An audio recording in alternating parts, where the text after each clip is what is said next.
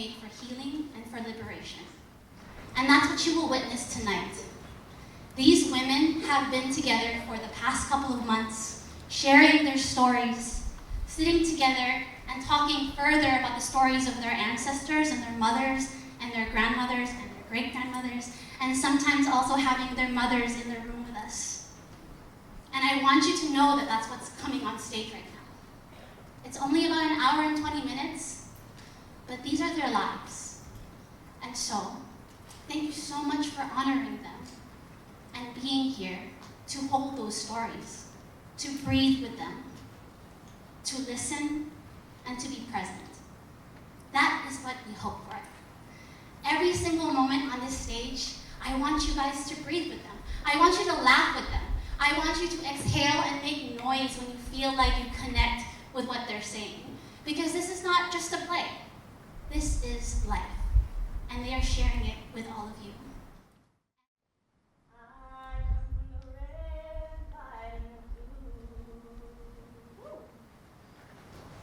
Mommy wasn't raised to say I love you. Daddy didn't say to.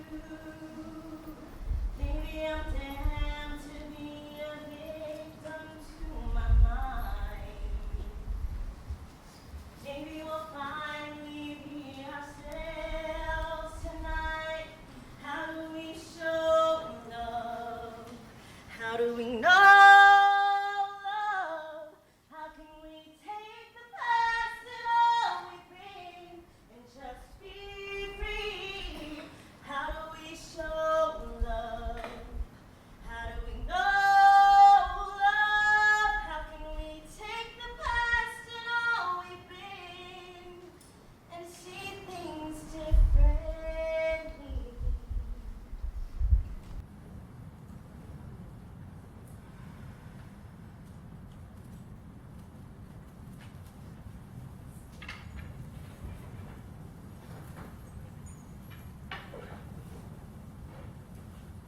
My mother told me the story of the 3 dresses she wore to school when she was young. She wore one dress for 2 days, then washed it and hung it on the line to dry overnight. She wore the other 2 dresses for the rest of the week. She would repeat this routine over and over until high school, when her parents were able to afford more clothes for the family. Growing up in the rolling hills of Lake was tranquil for my mom. But there is this stigma about children that come from working class families, that they were uneducated, dirty, and poor.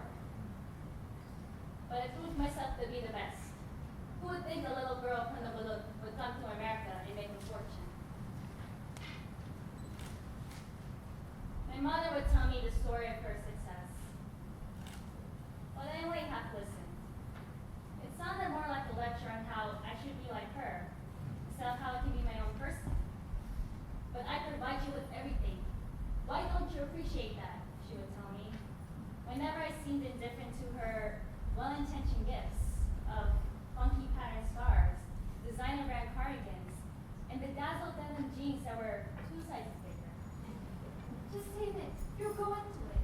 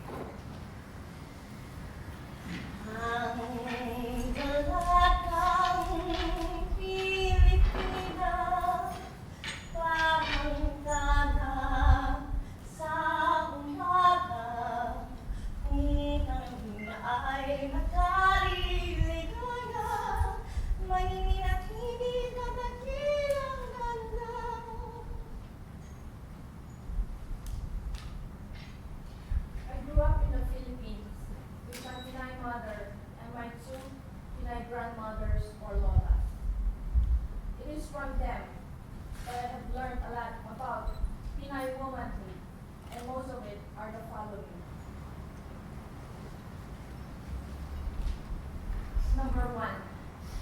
A woman like you, Iha, should act and talk like a dalagang Pilipina, mayumi, mahinhin. A Pinay should not be magaslaw in her words and actions. Number 2. Ultimate patience. My mom used to tell me that if I am being bullied in school and eventually at the workplace, as long as my eyes are not poked, literally, I should just keep quiet, let it go, and not react violently. Pero, ano po ba ako? Martir? Di po ba ang mga martir pinapatay sa luneta?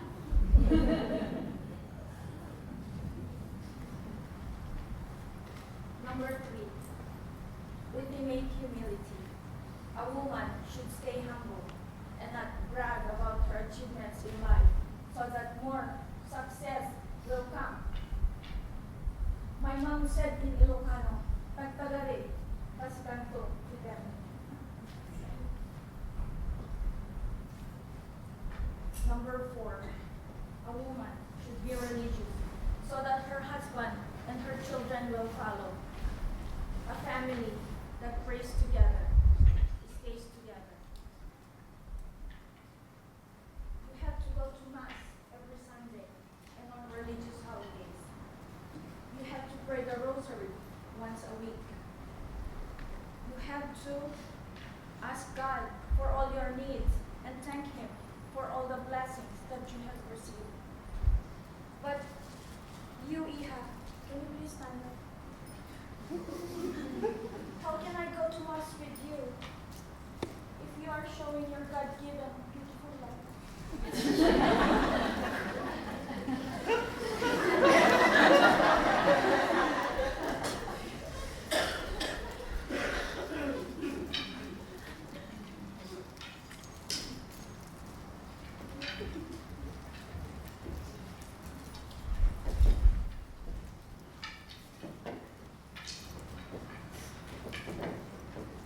I was there in the Philippines when I was told that I was not a Filipina, but a fil-am, or just an American, plain and simple. People would look at me, hear the awkward way my New Yorker tongue squished together K's and R's, and then cast me as different. Like I wasn't one of them. I was an American, and that somehow made me better than them because I could speak English fluently, and I could assumably afford lots of cool, expensive stuff. But it also made me worse than them because I dressed provocatively, and I probably didn't have what they considered to be manners or modesty. I was there in the Philippines when my bombshell body was picked apart for its measurements. I was too fat, too healthy, not attractive because I wasn't a size small. Hell, according to this country's standards, I was a size triple XL. Imagine me, the vixen with the hourglass body, suddenly deemed unattractive and fat. I was there when I was bombarded with ads for whitening creams, when it was the girls who looked Korean or Chinese that were fawned over, when the best thing to look like, ironically, was a foreigner. I was there in the Philippines when my soaring self-esteem plummeted to non-existence, and I started eating only twice a day. And one of those meals was a salad.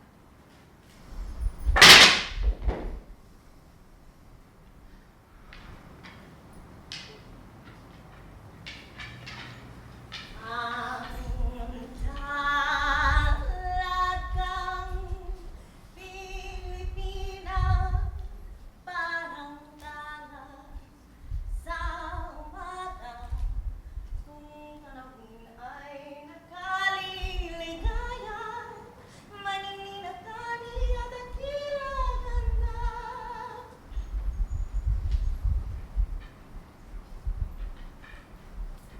Number 6. A woman should take care of herself by eating healthy foods and exercising regularly so that she will not become mataba or nalugay.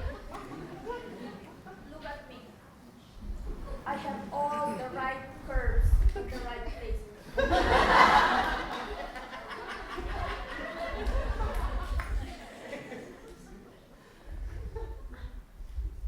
Number 7.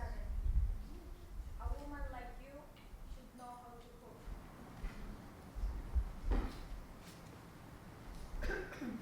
You should know how to cook even the most basic Pinoy dishes like pancit, adobo, saluyot, inabraw, kare-kare. Marami pa iba. My God, you're so dark. Ang bayat mo naman. Iha, buhok mo, ha? Have you found a real job yet? Where did I think? Your armpits stink. You want to go to the Philippines? You look so healthy. You are so fat.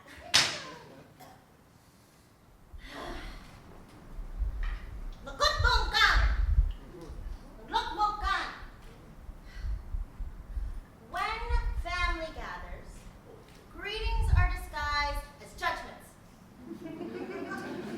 And this is how they tell me time has passed. This is how they tell me I've changed. This is how they tell me who they hoped I'd be. This is how they tell me I am not who they remember. After years of not seeing me grow, this is how they tell me how much they approve and how much they really disapprove. But mostly, I think this is how they tell me I miss you. I love your long blonde hair. You look just like your mom. You're so pretty. Look at that smile. Look at boses mo. Ganda ka na. Ang sipag-sipag mo naman. Mabait-mabait. Alam ko, Iha.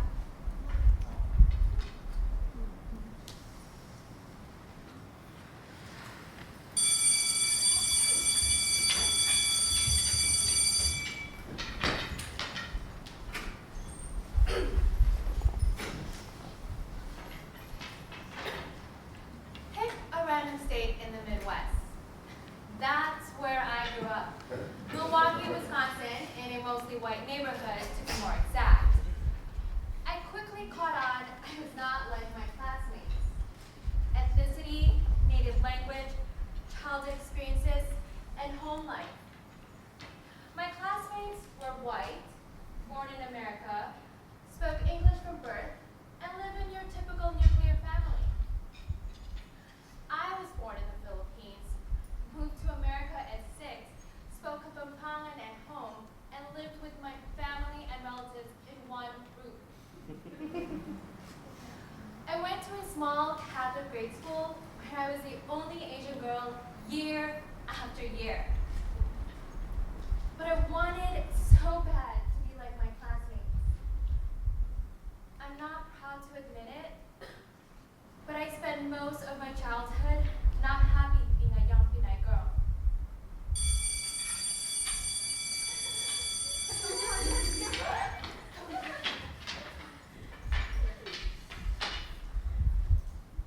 I remember classmates of mine laying down on the playground cement to tan during recess.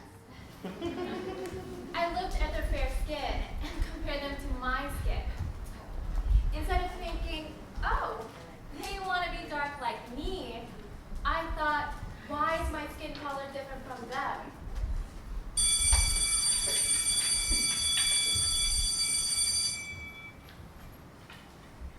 For a class activity, we did side profiles of our heads in black silhouettes. I noticed the different nose shapes, how their noses were pointy, sharp, and visible from their silhouettes. While it was hard to tell the shape of my small flat nose in my silhouette. I didn't think I was pretty. What was pretty to me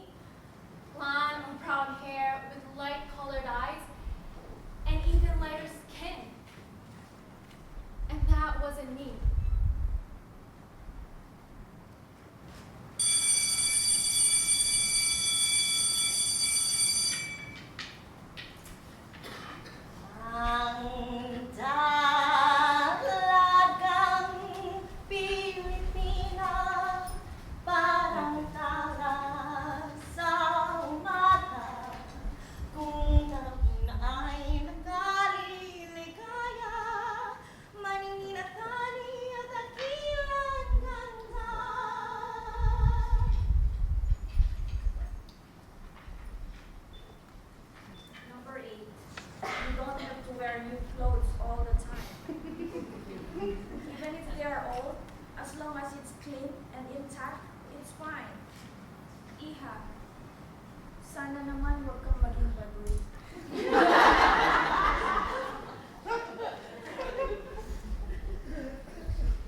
Iha, look at your sisters. They know how to mix and match clothes. Number 9. Be thrifty. Save for your future because there's no guarantee to your health. Kapag meron kang itinanim, of course, meron kang aanihin. Number 10. A woman should know how to clean. Huwag kang maging dugyot. Huwag kang maging makalat. And your room looked like a disaster zone. Everything should be presentable. Yourself, your house, just everything.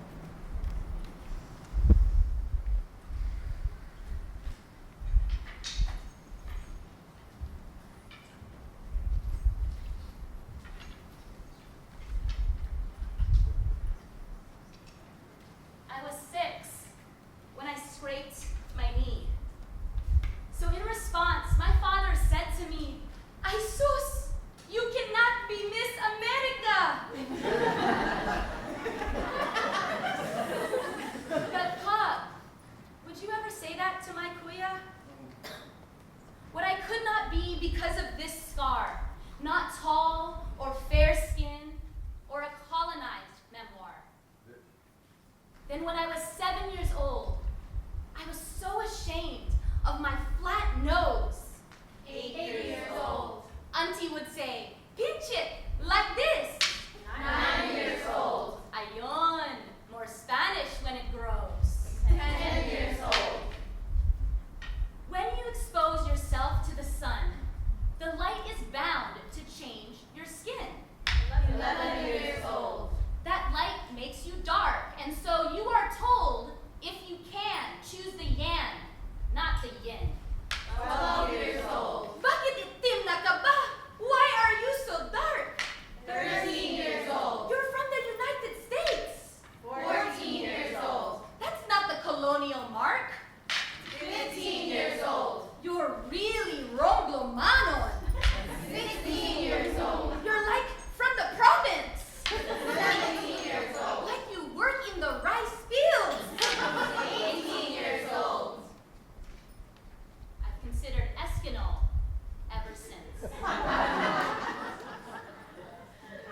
Into my 20s. There is a congratulations if I dated white. A family social status put on the fast track. Had nothing to do with who I was on my own. So how do you value me if I'm dating black? He could be smart and handsome, raised Catholic and a catch. But his skin was a shade darker. That's why you tell me you don't match. Who were these colonists? What did they do to us?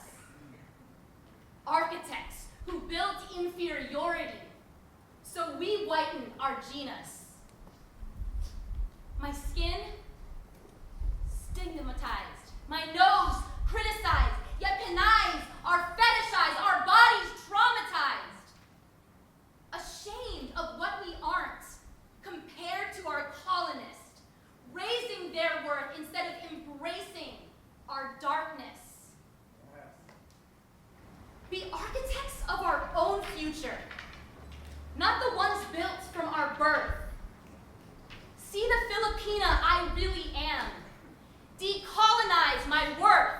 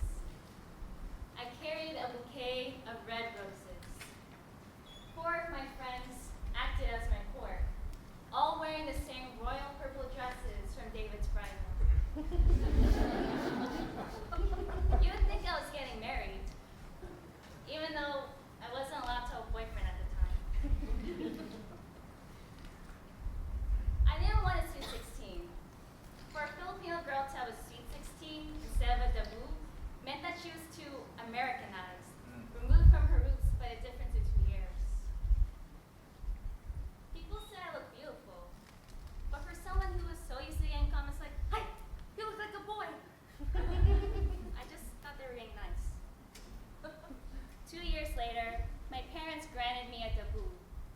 Finally, I could affirm myself as someone who stuck to her Filipino heritage. Not knowing that it's actually a Spanish tradition, where a young girl presents herself as a potential bride. This time,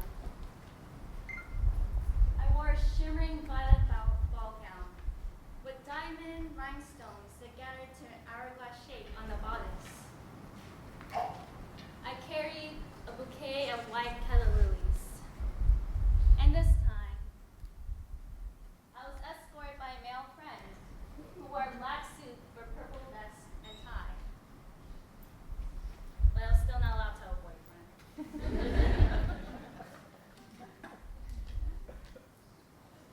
I believed when people said that I was beautiful, that I looked like a princess. With a diamond tiara and fairly smooth skin, I was.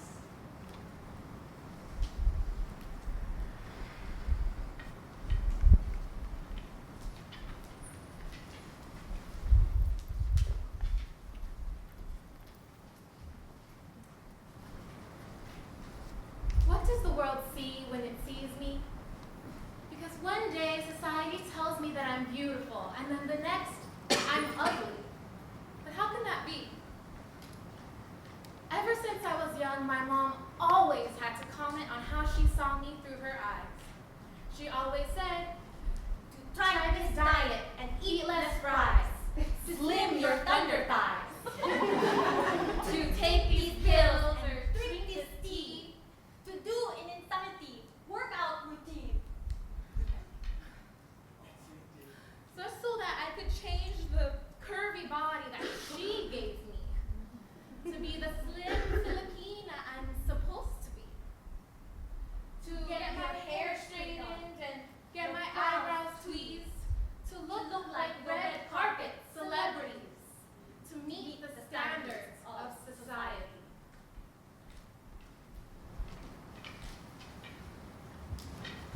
And then there are those stickers at the bars that say you are beautiful, juxtaposed with bikini bodies glaring at me from the subway cars, screaming that I'm not enough if I don't look like I'm photoshopped.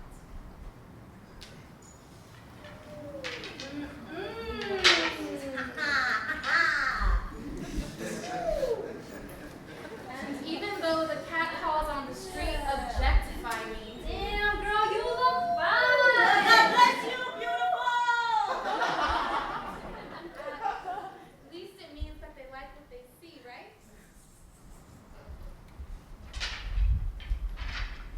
But can't all of you see that these seemingly harmless things are actually creating waves of insanity in my brain and ripples of insecurity in my veins? I'm unable to accept when people say that I look beautiful that day. You need a better concealer. That face wash is working. I can't accept who I am and who I want to be when I'm constantly being judged by the size of my jeans. You are brave to wear that. Surprised they have your size.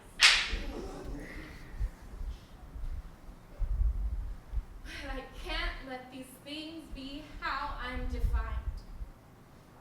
So I need to keep in mind that even though all of those things make me want to cry, that other people say that I have these eyes that are so expressive,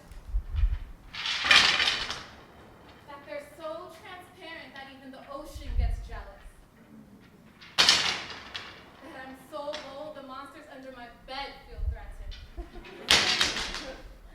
that I have a laugh so genuine it's contagious, a presence so captivating that they know I'll be famous, and a heart and soul so compassionate that it's an inspiration.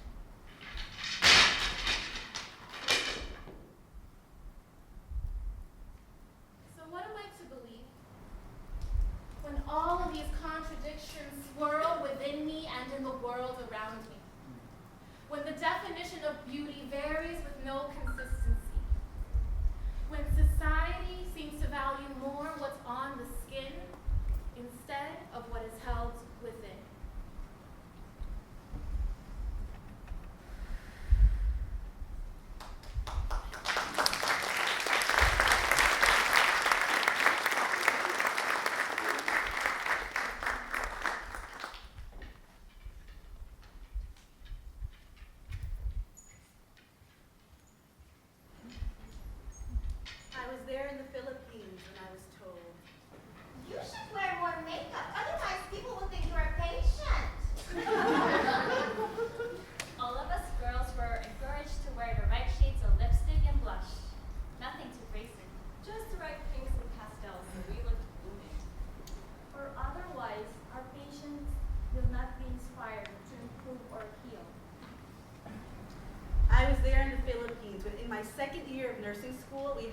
community health nursing, and we were immersed in the shanty town, not too far from where I lived.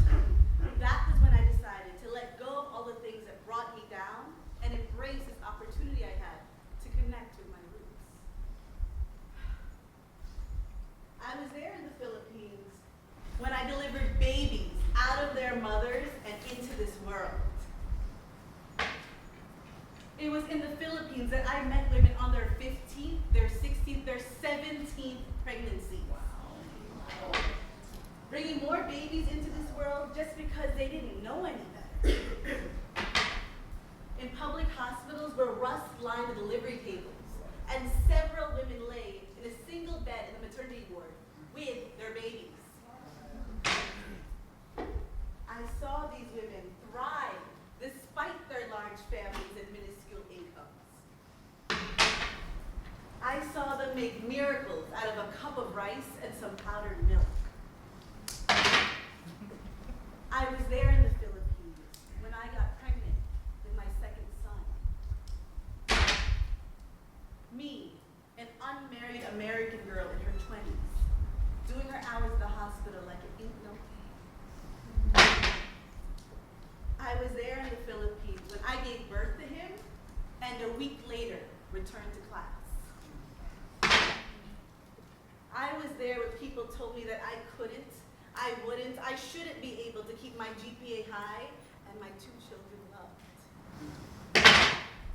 And I was there when I earned a medal at our pinning ceremony for earning one of the highest GPAs of our batch.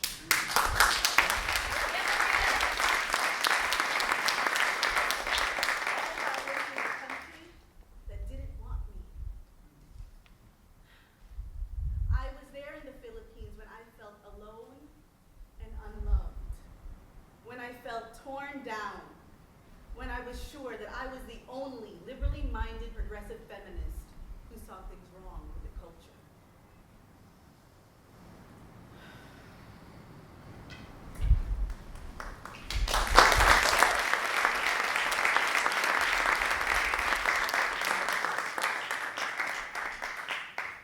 Let's take a quick survey.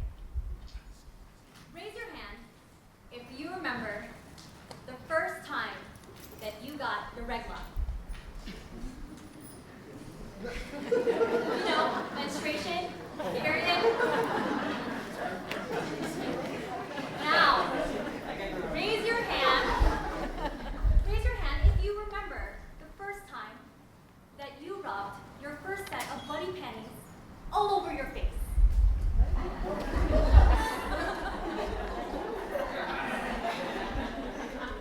Okay. Well, this is my story. The story of when I got my first period.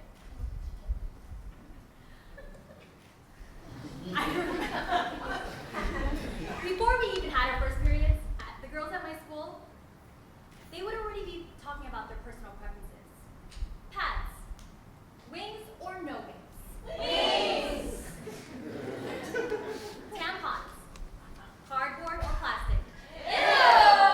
Only girls who had sex use tampons. Some girls would pray that they would get their periods soon, just so that they could be a woman. Dear God, please make me a woman already. Please give me big boobs. Please give me a big butt. But please don't let me get pimples. And please don't make my period too messy. I don't want leaky panties. And please don't make it hurt. I heard it hurt so bad. I remember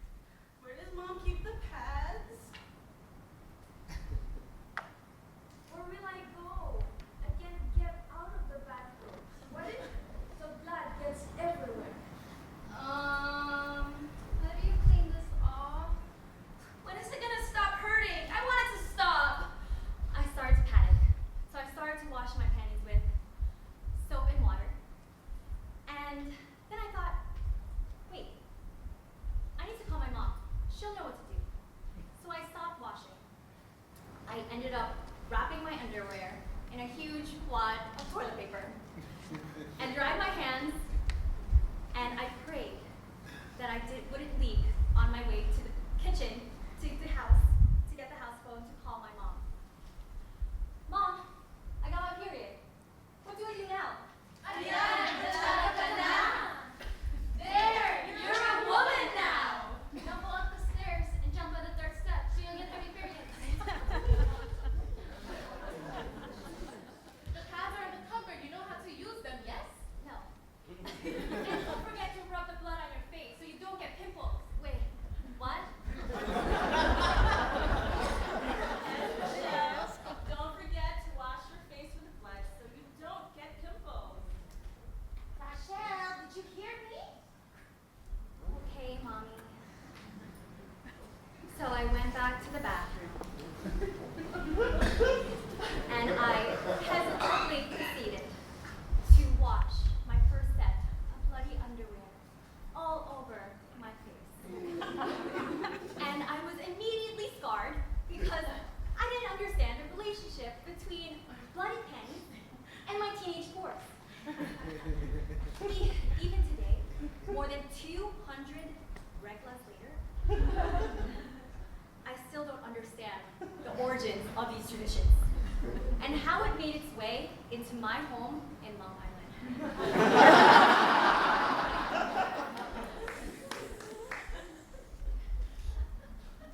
I would like to imagine that my mom did the same. So did my grandma and the other women in my family. It's like a strange rite of passage. So, I would ask myself, would I tell my daughter to do the same?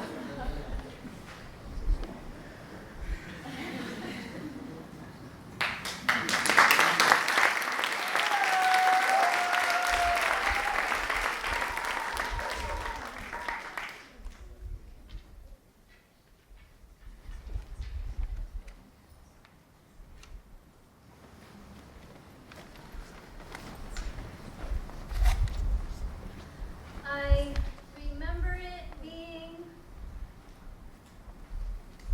painful because loss, it is painful. And I was losing something inside of me that now lives as a story that wants to be free.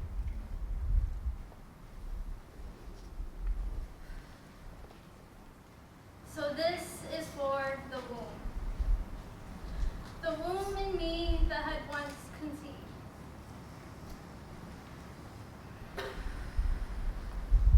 The womb in me that awakened my goddess queen at 23, womanly creating humanity inside my brown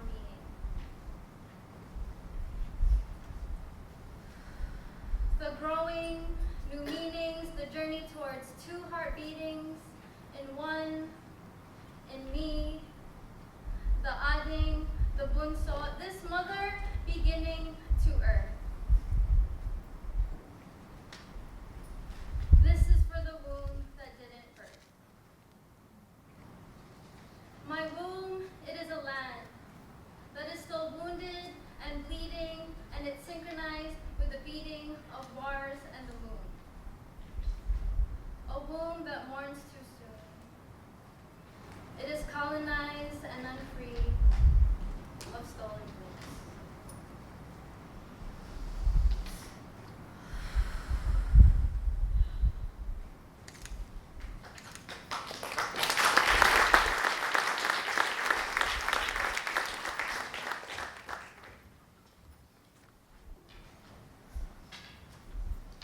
I was there in the Philippines when the remnants of an abortion were found in the ladies' restroom of our school. And an emergency school meeting was held.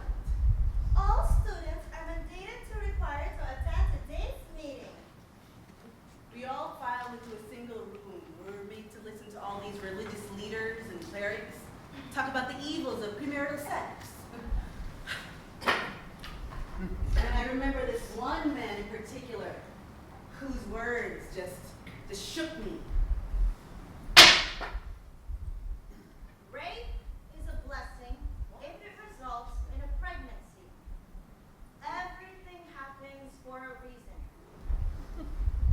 And if from this pregnancy, the blessing of pregnancy results, women are the ones to be blamed if they get assaulted. You should be aware of what messages you are provoking in young men to elicit sex. And if from this comes the blessing of pregnancy, you should take it as just that, a blessing from God. Throughout the whole meeting, my entire body just shook with rage. And then they sent a microphone to the crowd to see if anyone had any questions or comments. And I found myself on stage, standing with these religious leaders and clerics, speaking respectfully against them. And the whole time, my body just tremored with anger. I don't mean to be offensive, Paul, but aren't we here in college to learn skills and soak up knowledge? Aren't we here, Paul, to be trained on life? And if that's why we're here, Paul, shouldn't we be teaching our girls to trust and value themselves? Shouldn't we be telling them, Paul, when a woman is raped, molested, it is not because she did anything wrong, but because her perpetrator is wrong? Well, okay, we feel it would be safer if questions and comments were written down and then sent to the station. Sex is supposed to be collaborative, not a weapon for insecurity. Rape is torture and dominance in one assault. Rape is wrong because it takes away a person's choice to have sex. It sucks out the meaning and the love between partners. A woman's body is her temple. If you desecrate her temple, you go to hell.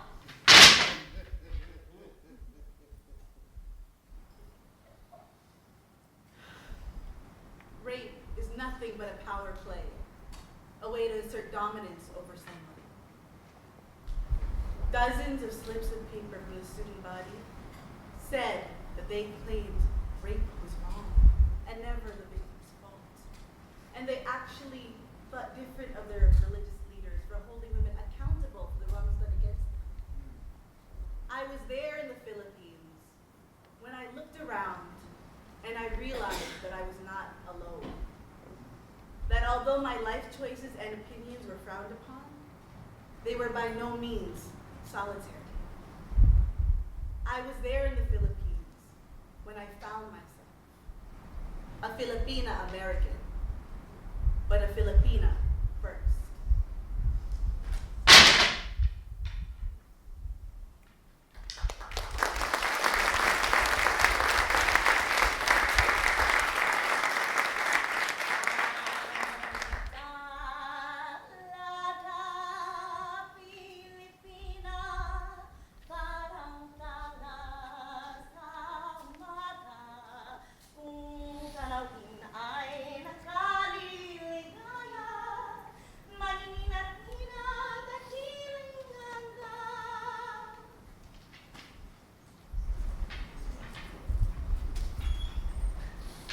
Number 11. Study hard. Your college diploma is the only inheritance we can give you. And this is the reason why me, my 3 brothers, and my 3 sisters all graduated college and beyond and are all successful now. They instilled in us the value of education together with my father. By the way, Iha, for every subject that you get an A+, I will give you 1,000 pesos.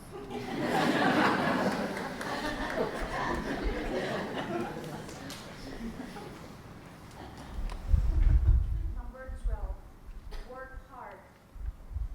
Huwag kang tamad. Sika, magsagot ka. Be the best in your field. Because even the person who does the most humble form of work is proud if she did her best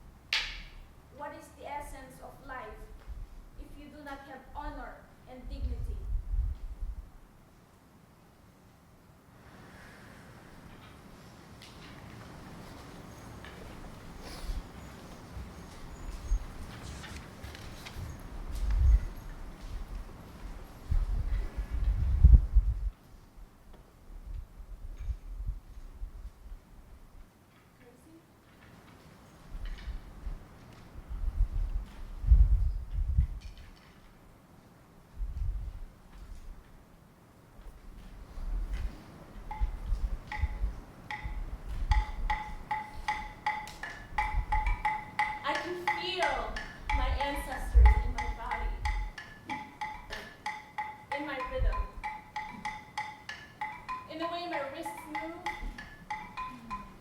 in the way I can crouch down real low. With the sound of the sticks clicking and clacking,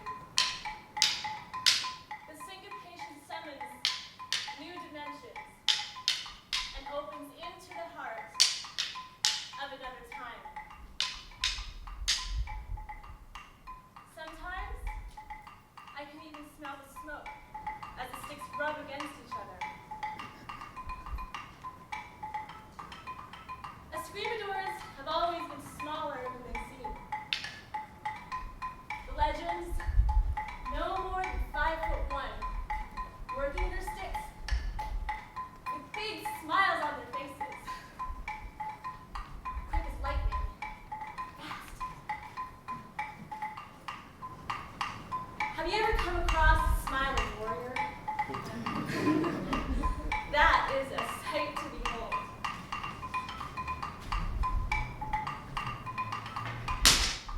I wanted to learn Kung Fu, Tai Chi, Capoeira. They're beautiful, but those secrets, they weren't meant for me. When I found our niece,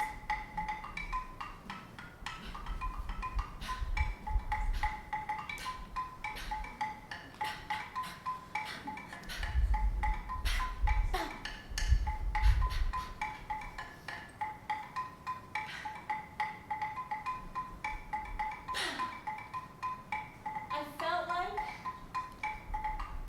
I was remembering.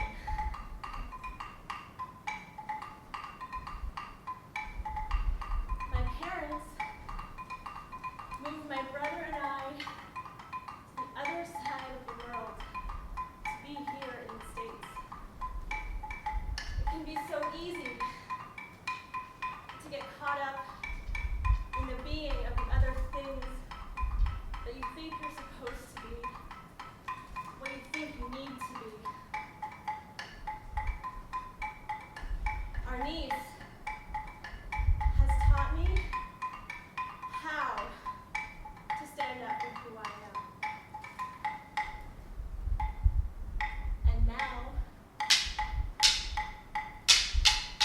when I walk, when I move, it is in this way that I know for sure that I am a Pinay. And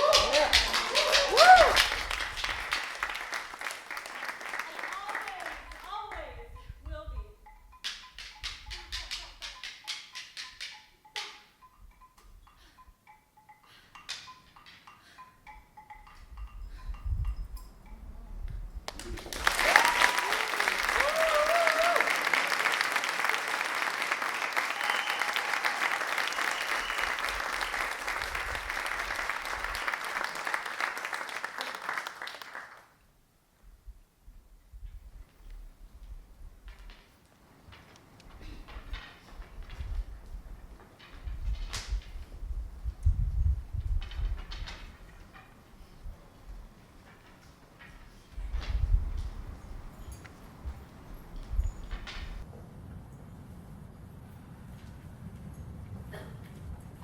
I grew up in the Philippines.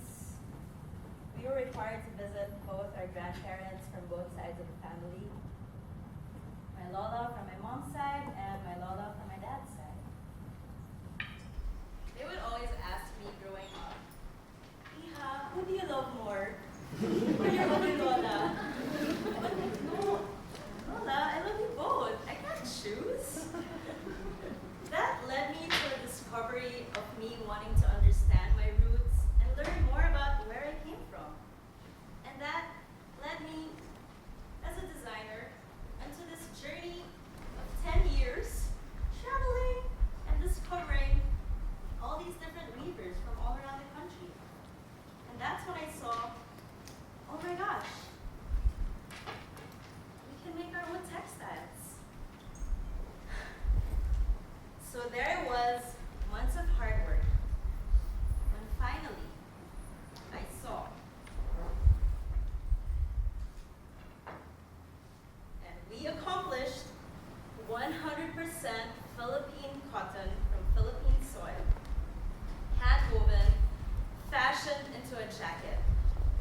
tears just started flowing down my eyes. Because I was like, oh my God, that's it.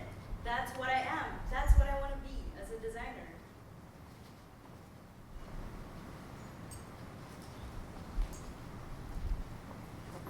And now I find myself here in New York,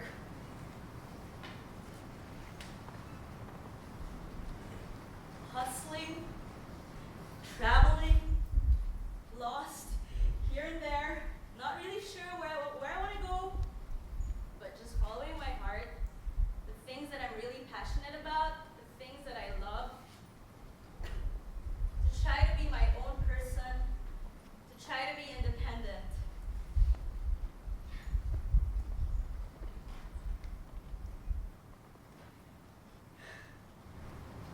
Hustling.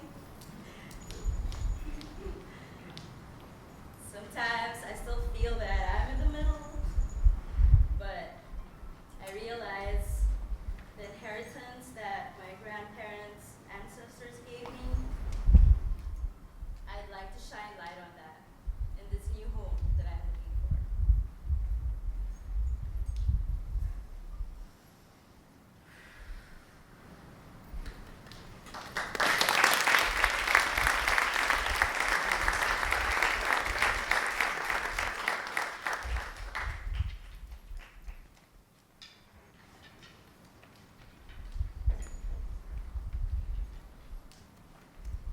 My father's dream was to see me treating patients, especially our relatives, friends, and his business clients back home. 1.5 years into my medical residency, my classmates were disappearing, many to the United States. I was invited to do the same, pero I asked myself, is this a blessing or selfishness on my part? Would I be denying my father's dream for me? I got accepted into a hospital, and I made my decision. This opportunity is rare, Tatay. Swerte ako. I must go and embark on this trip. Sige, 3 years. I will wait for you. Your office will be ready when you return. Patients will be waiting for you. I promise, 3 years.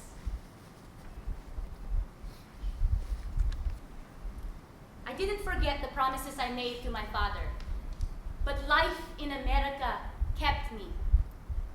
Marriage, promotions, my kids, they kept me. Life in America kept me. 3 years passed, and many more, but I never returned. And then my father died in 1983. I wanted to make my father happy, show him that he raised me well. But his dreams were not my own. And I remember this when I look to my own children. My children were always the minorities in their classes in school. I did everything to help them fit into social activities and gatherings. It was always an adventure for me, learning to live the American way. They had no problem integrating with the richest of their classmates. I taught them to have a lot of self-esteem and self-confidence. That made them do well in school. Thank God. As they grew older, I felt their objections on things like religion, progressive ideas of social justice, marriage, influenced kasi by their friends, master's degrees, schooling, and living in Manhattan. I've raised these these objections, and it is a frequent discussion between me and my husband. He always reminds me what they say to us. You have raised me well. Now trust that I will do what is right, I promise. Yes, they have their own dreams. They have their own lives that keep them. So now, all I do is pray, hope, and trust in God's plan and love. Every year, I return home, and I do a medical mission in my father's name and in his honor. For 1 week, I'm in my hometown in our church, serving relatives, friends, and those that knew my father. My father raised me on his dreams. And I have learned to raise my children on their own dreams. Their happiness is my dream for them fulfilled.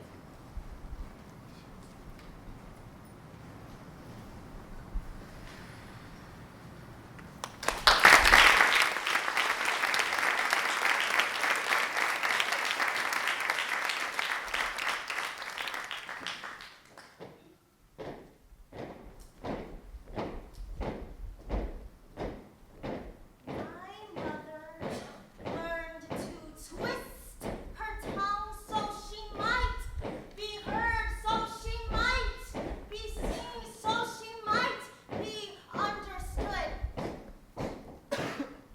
My mother learned to twist her tongue to play the part of a hyphen American better than a foreigner. Her accent blankets her ability to be felt fully. And I see her seeking spaces to free her naked tongue, to speak, to be whole. Filipino ba kayo?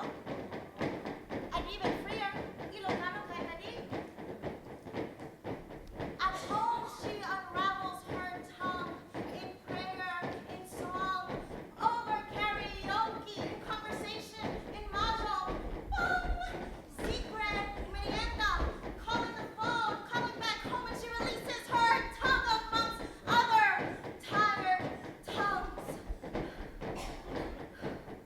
Held captive by a language that has rubbed, scrubbed, erased away the poetry, the passion, the joy, the truth of speaking.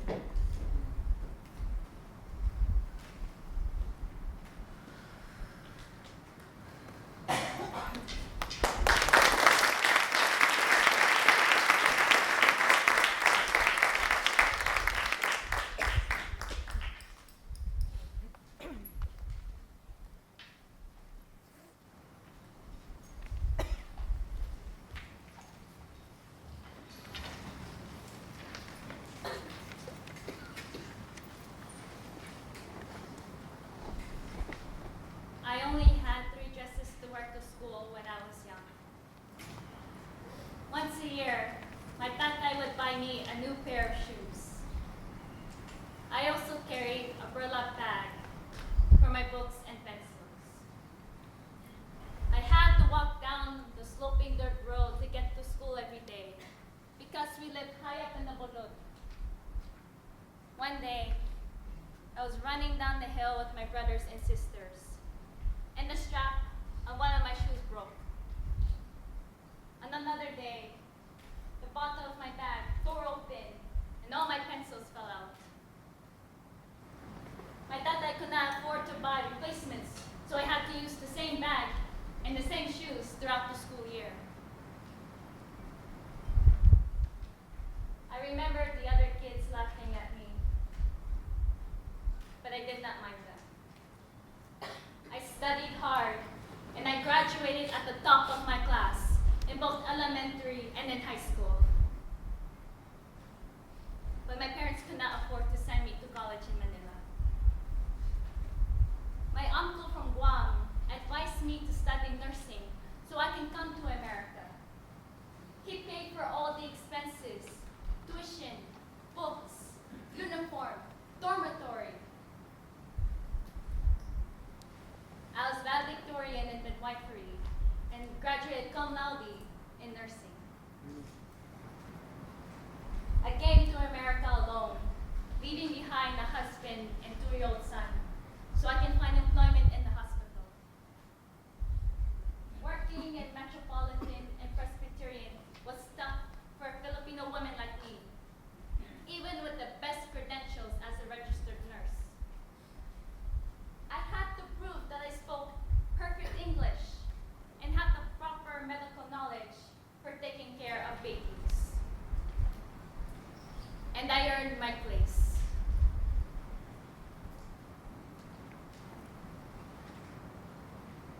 My mother often tells me this story. In fact, she has told me this story many times before.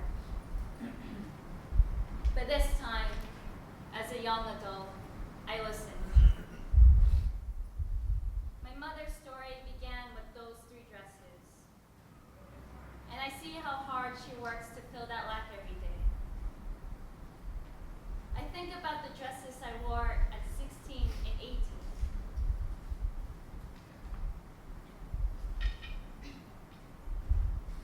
I think about how much it meant for my mother to see me wear them. They were evidence of her American dream. 2 dresses that symbolized her success in shaping her daughter into a young woman with beauty, grace, and intellect. And it's only now that I began to appreciate all of it. To me, she's the strongest Pinay I know, and she did it all for me. I can only hope to do the same, starting with my 2 dresses that will be passed down to future daughters in our family. They too should feel like royalty.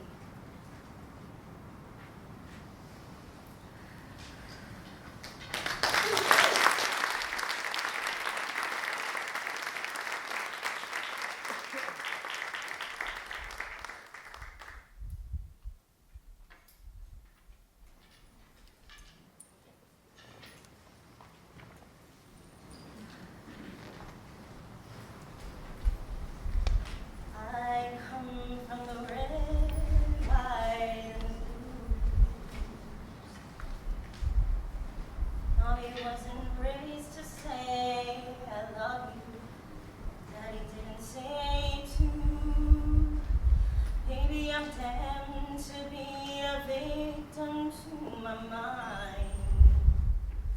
Maybe we'll finally be ourselves tonight. How do we show love?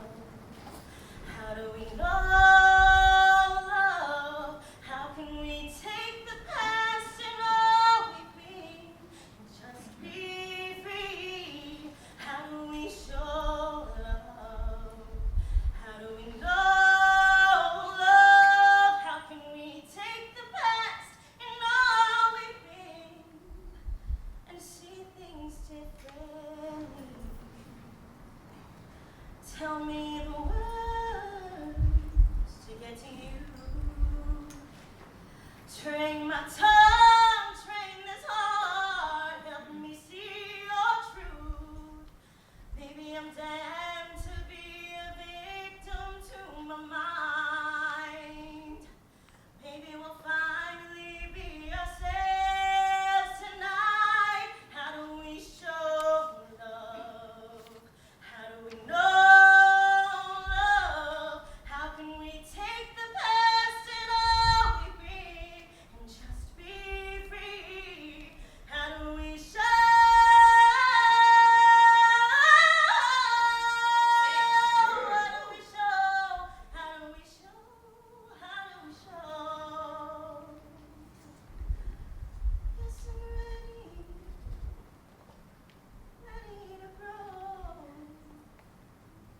And I want you to know, yes, I'm ready to grow. And I want you to know that he's I own. That he's I own.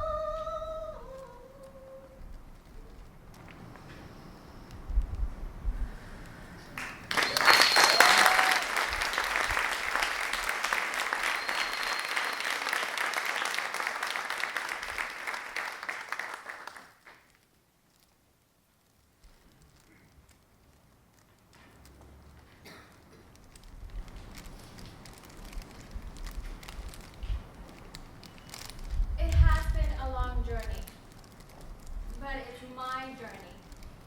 And it has fiercely made me proud of being a Pinay woman today. Want to know the number of selfies I have on my phone? 375. Not counting the ones I've deleted. Yes, you can call me vain or narcissistic. I mean, I listen to Beyonce when I get ready. But when I look at those photos, I don't see hate, anger, or embarrassment. I see love. I love everything about it.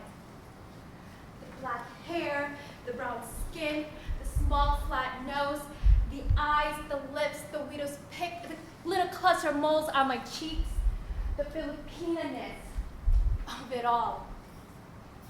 For someone who grew up hating all of that, I have not changed one bit of who I am. But I can also say I am no longer that grade school age girl filled with self-hate. I am a 29-year-old Pinay, and I'm fucking fabulous.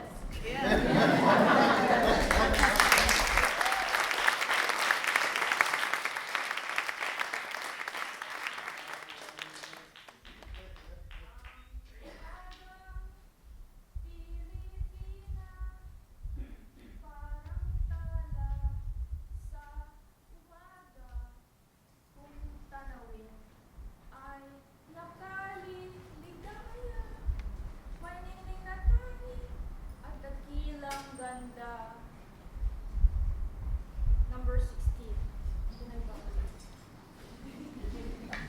Number 16. Take care of your family. Take care of each other. Do not fight over teeny, tiny things. Forgive each other. Be together always as much as possible. Number 17. Do not be stagnant. Keep studying and learning. Keep honing your skills. You can even reinvent yourself. Number 18. Be compassionate to those in need. Help those who live alone. Number 19. You have a social obligation. Share your blessings to the poor. And the last but not the least, be friendly, be loving. These Pinay values are important to me because they are from my Pinay ancestors who molded me and my sisters how to be a well-rounded, born and